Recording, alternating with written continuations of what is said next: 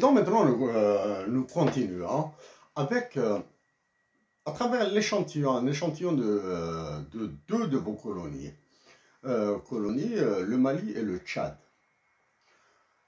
Lors du sommet du G5 Sahel, en N'Djamena, tenu en visioconférence, vous avez utilisé un ton quasi martial. Dans l'intervention du délégué malien à la dernière Assemblée générale des Nations Unies, vous avez utilisé le mot honte. Est-ce que vos mots sont proportionnels à la puissance de feu de votre vis-à-vis? Auriez-vous utilisé ce mot honte avec les États-Unis d'Amérique, avec le Royaume-Uni, avec la Fédération de Russie, avec la Chine ou tout autre pays?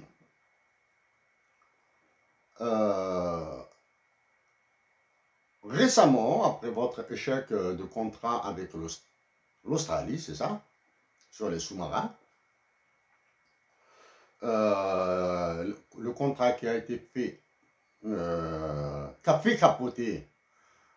qu'on fait capoter le Royaume-Uni, pour nous c'est l'Angleterre que vous appelez la perfide Albion, et les États-Unis d'Amérique, et la Nouvelle-Zélande. Vous avez été assez sévère dans votre déclaration, mais pas au point d'utiliser le mot honte. Immédiatement après, le Royaume-Uni, quand vous l'appelez perfide d'Albion, vous a proposé une aide, coopération, pour de nouveaux projets. Voilà pour termes de langage, les termes de langage. Donc, pour le G5 Sahel, de N'Djamena, c'est plus important pour nous. Vous avez utilisé un ton quasi martial. Et bien sûr, il y a eu l'assassinat du président tchadien. Et il y avait une menace de l'opposition armée tchadienne qui était basée en Libye. En Libye, ce pays qui est en voie de partition en trois zones, en trois parties. La Cyrénaïque à l'est, la Tripolitaine à l'ouest et la bande d'Aouzou, quelque chose comme ça, vers le sud, pour enlever à la Libye la bande d'Aouzou, pour enlever aux deux parties principales, l'est et l'ouest de la Libye, la partie sud. Donc, il y avait une menace de l'opposition armée tchadienne sur la nouvelle direction du Tchad. Contrôlée de bout en bout par vos services, cette attaque n'a pas eu lieu. Et nous nous réjouissons pour la nation tchadienne. Si la nation tchadienne doit renouveler ses instances, si elle aspire à la liberté et à la démocratie et à l'exploitation, à la jouissance de leurs richesses naturelles, il y a des processus pacifiques et démocratiques pour ça, qui demandent des sacrifices énormes, bien sûr. Cas du Mali, maintenant.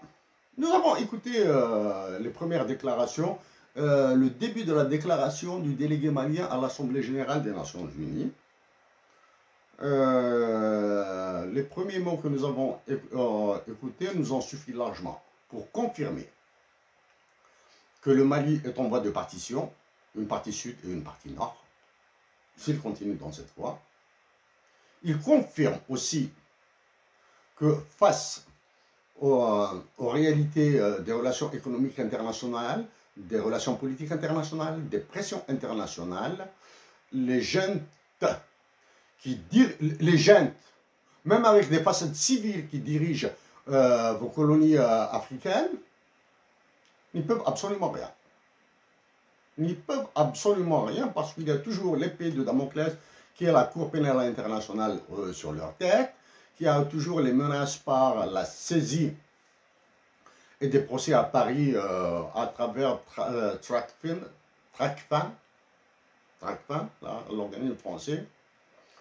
Et bien sûr, étant donné que toutes les institutions publiques françaises sont à vos pieds, elles répondront au cas de tour. Ça, c'est la première. Deuxième, parce que les institutions françaises sont conscientes des enjeux du futur. Donc, par patriotisme, elles défendront la France. La justice passera en arrière-plan. Sans peu. Le cas du Mali, maintenant. Sur le cas du Mali,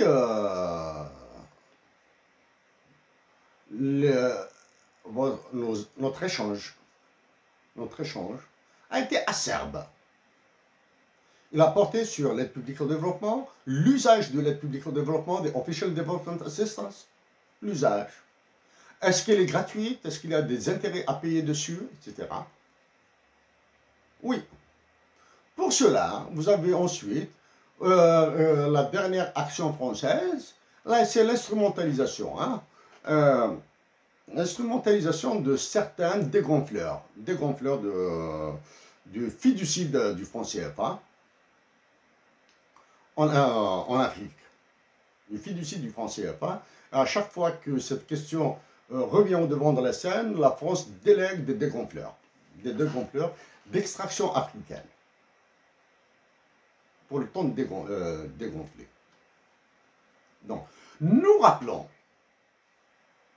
que le Conseil de sécurité actuellement de l'ONU est bloqué.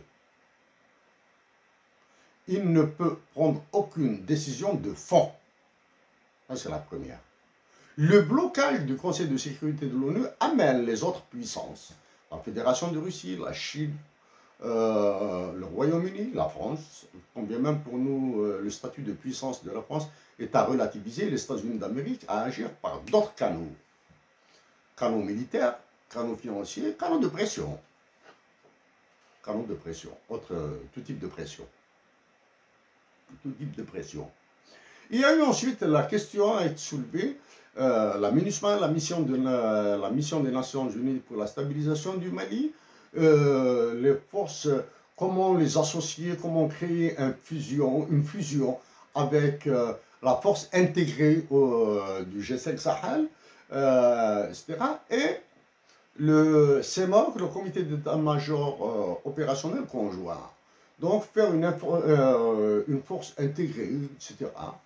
Et à travers, soi-disant, le chapeau des Nations Unies. Alors c'est complètement faux. Pour ça, les journaux, dans un rapport de l'information qui est complètement baisé, oui, le secrétaire général des Nations Unies a un porte-parole en français, et c'est un Français. Mais maintenant, quand le porte-parole français du secrétaire général des Nations Unies parle en français, ceci ne veut pas dire qu'il engage les Nations Unies ou le secrétaire général de l'ONU, ou le Conseil de sécurité de l'ONU. Pas juste, on dit la fonction, et on rapporte les déclarations, ensuite par un amalgame, etc. On fait croire qu'il s'agit de l'ONU. Non, c'est juste le patriotisme, c'est toujours la graine là, le patriotisme. Donc, le délégué malien a eu des mots d'une tristesse affligeante. Nous sommes tristes pour la nation malienne, parce que nous, la nation malienne, quand nous pensons à nos frères du Mali, à nos sœurs du Mali, nous pensons toujours à l'esprit de Modibo Keïta et à l'action qui a entraîné sa mise en prison, sa détention et sa mort en prison. C'est qu'il a tenté de doter le Mali d'une monnaie autonome. Pour ce faire, il s'est appuyé sur des conseillers israéliens.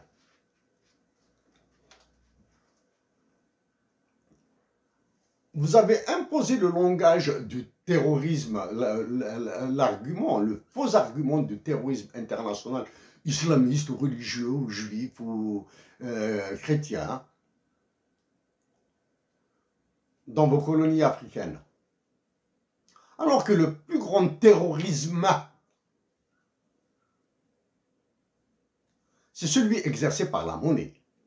Ça, c'est le deuxième crime contre l'humanité.